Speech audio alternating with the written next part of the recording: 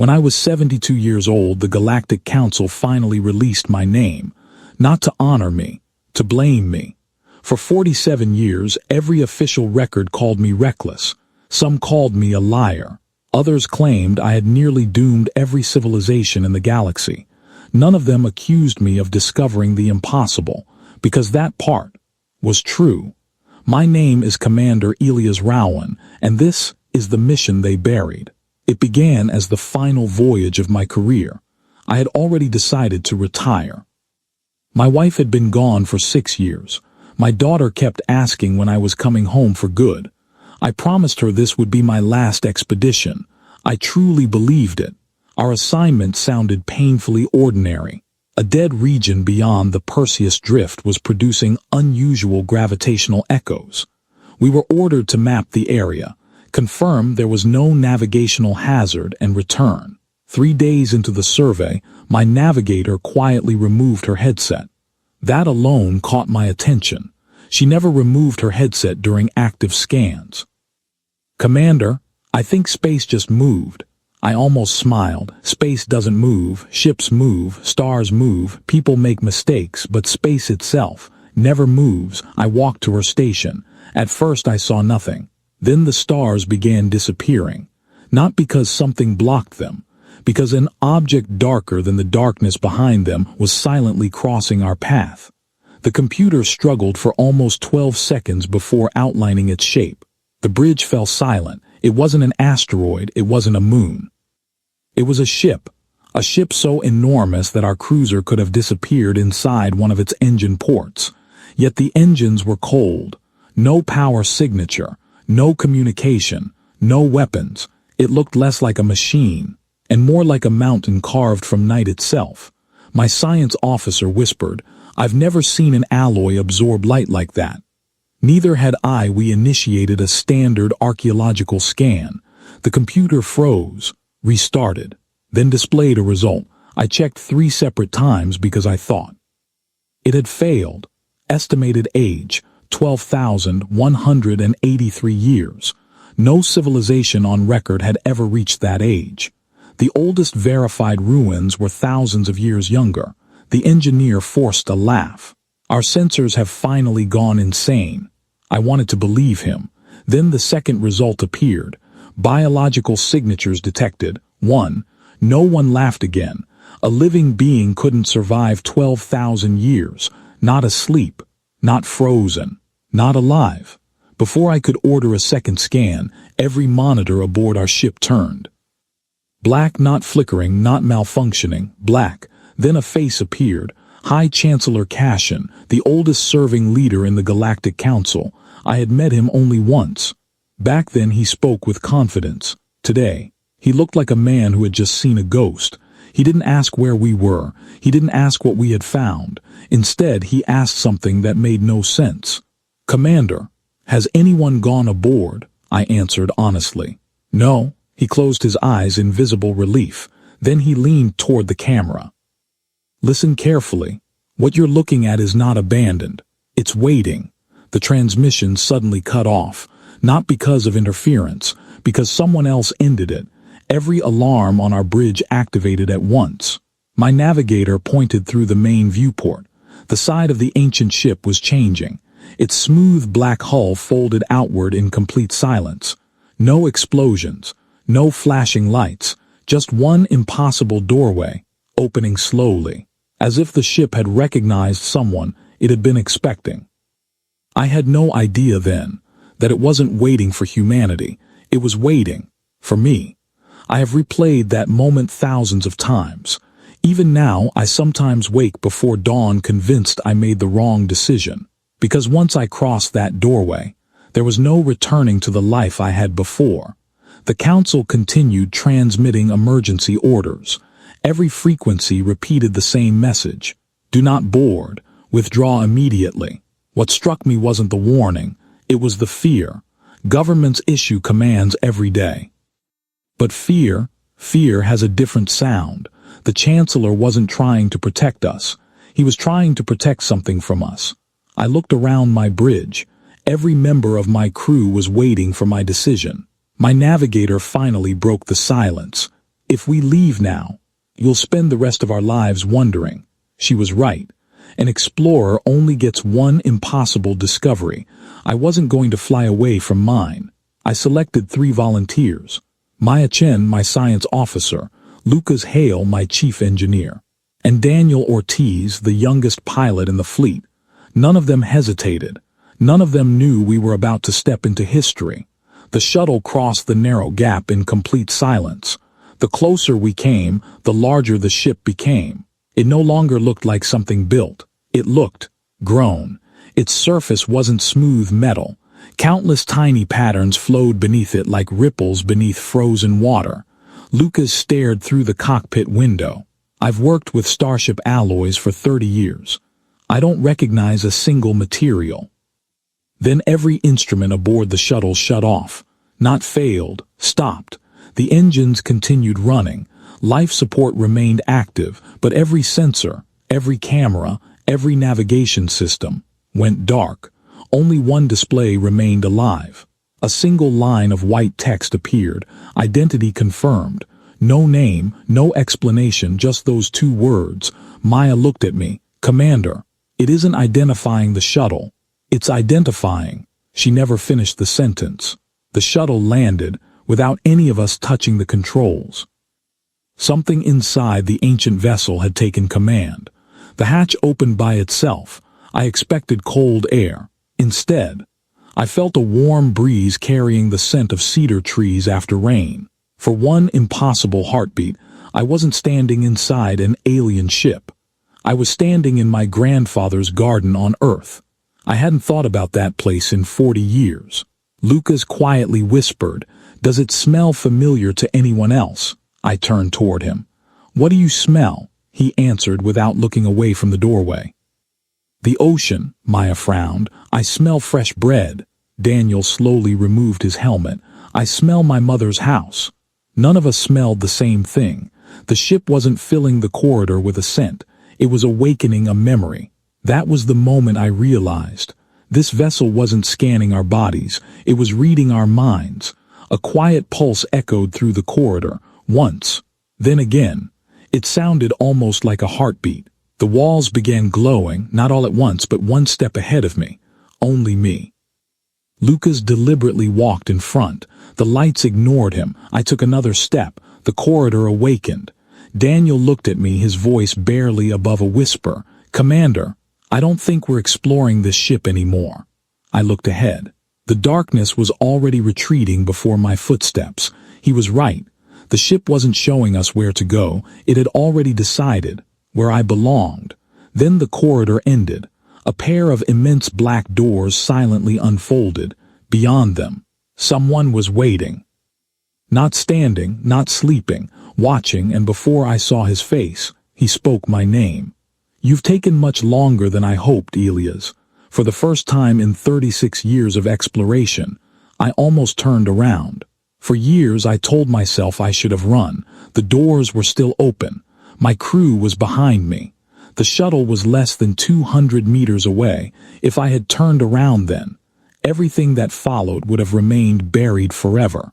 Instead, I took one more step. The chamber beyond the doors wasn't what I expected. No control panels, no giant engines, no alien machinery. It looked peaceful. A quiet lake stretched across the center of the room, perfectly still beneath a ceiling that displayed a sky filled with unfamiliar constellations. At the edge of the water stood a single man. He looked older than anyone I had ever met. His silver hair rested across his shoulders. His hands were folded behind his back. He wasn't wearing armor. He wasn't carrying a weapon. He looked like an old teacher waiting for his final student. He smiled, not with excitement, with relief. "I was beginning to think," he said softly, "that humanity had chosen fear." His voice echoed gently through the chamber. No translator activated. He was speaking English, perfect English. My engineer stepped beside me. "Commander, that's impossible." I already knew. Nothing about this mission had been possible. I forced myself to speak. "Who are you?" The old man looked toward the silent lake before answering. "I've had many names. They stopped mattering." "What matters? Is that I remember. The words settled over the room like a weight. Remember what? Before I could ask, he raised one hand. The surface of the lake rippled. Images appeared, not holograms, memories. Children running through cities beneath 3 suns. Families laughing around tables. Scientists arguing over impossible equations. Musicians performing before crowds of thousands. An ordinary civilization. Not conquerors. Not warriors. Just people. Then the images changed. The streets emptied. The laughter vanished. One home after another went dark. No explosions. No invasion. Only silence until finally there was no one left. The old man never looked away. I watched every farewell. I buried every name. And when the last child closed her eyes, I became the only witness. No one on my team moved. Daniel, the youngest among us, quietly asked, "How long have you been alone?" The old man answered without hesitation. 12,183 years. Daniel lowered his head. No one could imagine a loneliness measured in millennia. I found myself asking the question that mattered most. Why stay? For the first time, the old man's eyes filled with sadness. Because someone had to remain. Until the right civilization arrived, I felt my heartbeat quicken. Why humanity? He looked directly into my eyes. Because your species did something no civilization before you had ever done. Every instinct in me expected the answer to be power, technology, exploration. Instead, he quietly said, "You kept asking questions. Even after discovering answers that frightened you," he smiled gently. "Curiosity, not intelligence, is what allows a civilization to survive." Before I could reply, every drop of water in the lake began to tremble. The old man's smile disappeared. For the first time since we'd met, he looked afraid. He whispered only one sentence. "They've realized I gave you the truth." At that exact moment, my communicator burst to life. Maya's voice was filled with panic. "Commander, the entire Galactic Council fleet just jumped into orbit, and they're not aiming at us." A pause. Then the words that made my blood run cold. "They're aiming at the ship." The Council fleet filled the darkness outside. One after another, enormous warships emerged from hyperspace until every star beyond the observation window disappeared behind steel. I counted the first 30. Then I stopped. There were too many. They hadn't come to rescue us. They hadn't even come to arrest us. They had come to erase the last witness. My communicator came alive. High Chancellor Cashin appeared once more. This time he looked exhausted, not like a ruler, like an old man carrying a mistake that had become too heavy to hide. "Elias, I'm asking you one final time.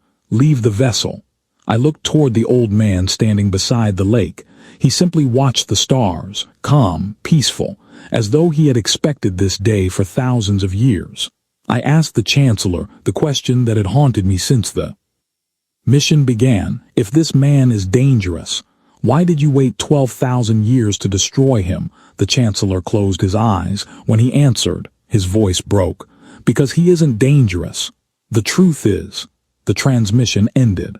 No threats, no countdown, only silence." The old man smiled sadly. "He's finally honest." I turned toward him.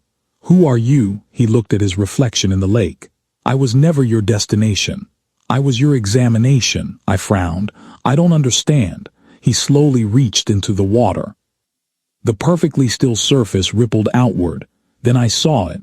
Not a reflection, Earth. Our blue planet floated beneath my feet. I watched thousands of years pass in seconds. The first cities, the first telescopes, the first spacecraft. Humanity kept falling, kept making mistakes, kept starting over. Then I noticed something that froze me. At every turning point in our history, someone was watching, never interfering, never ruling, simply observing. The old man nodded.